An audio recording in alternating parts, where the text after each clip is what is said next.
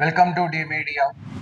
పాకిస్తాన్ భారత్ యుద్ధం సందర్భంగా జమ్మూ కాశ్మీర్ పాలకుల యొక్క స్టేట్మెంట్స్, వాళ్ళు ప్రకటించే ప్రకటనలు చాలా ఆశ్చర్యాన్ని పురిగొల్పుతున్నాయి. సో నిండు అసెంబ్లీలో పహల్గావ్ ఉగ్రదాడి బాధితులకు సంతాపాన్ని ప్రకటిస్తూ ముఖ్యమంత్రి ఒమర్ అబ్దుల్లా గారు తమ వైఫల్యంగా దాన్ని ప్రకటించారు. నిజానికి ఉగ్రవాద దాడులు జమ్మూ కాశ్మీర్లో కొత్తగా జరగలేదు. అలాగే ఇవాళ మహబూబా ముఫ్తీ గారు పాకిస్తాన్ ఇండియా చేస్తున్న యుద్ధాన్ని ఆపేయండి, అమాయకులు ప్రాణాలు కోల్పోతున్నారు అని చెప్పి ఆవిడ కంటతడి పెట్టుకుంటుంది.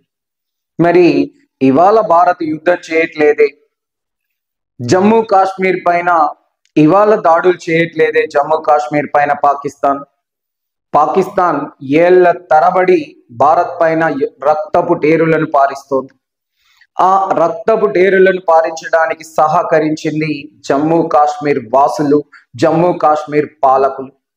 1948 నుండి 2019 వరకు సొంత జెండా, సొంత ప్రభుత్వం, సొంత అధికారం, సొంత రాజ్యాంగం కలిగి ఉన్న జమ్మూ కాశ్మీర్ ఎక్కడ స్వతంత్రంగా వ్యవహరించింది లేదు.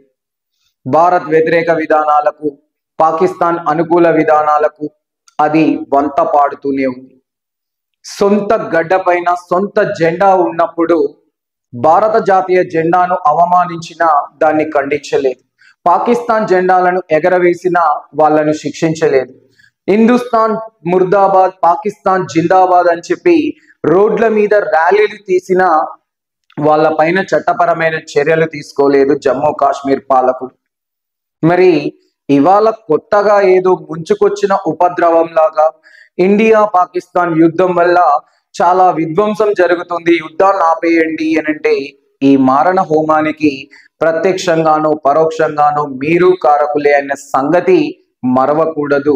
జమ్మూ కాశ్మీర్ పాలకులు స్వతంత్రంగా వ్యవహరించాల్సింది పోయి బానిసలుగా వ్యవహరించారు పాకిస్తాన్ పాలకుల పట్ల. దాని ఫలితమే ఈ మారణ హోమం. Thank you. Please subscribe our channel and support me.